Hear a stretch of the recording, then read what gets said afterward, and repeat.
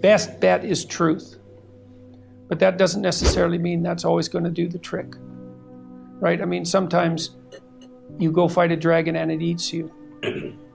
And if you being eaten wasn't a real possibility, it wouldn't be a real fight.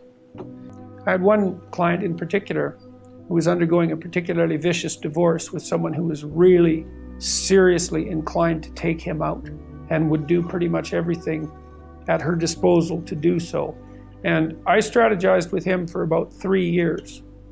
And we did everything, and hyper carefully. He was a very conscientious and diligent person, and he put into practice everything that we discussed and strategized, and he still he got backed into a corner so hard that I didn't know how to help him anymore.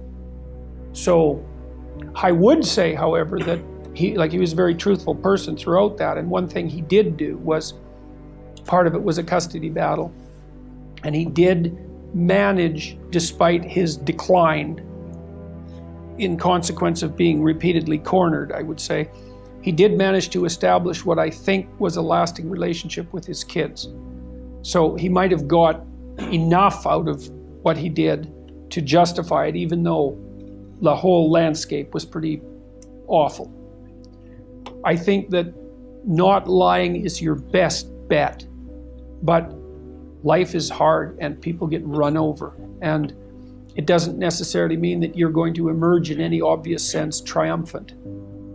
But if you take the alternative path, especially when you're facing severe tribulations, let's say, and you complicate those with deceit, you can be sure that whatever tragedy that you're confronting is going to turn into not only tragedy, but something very much akin to hell.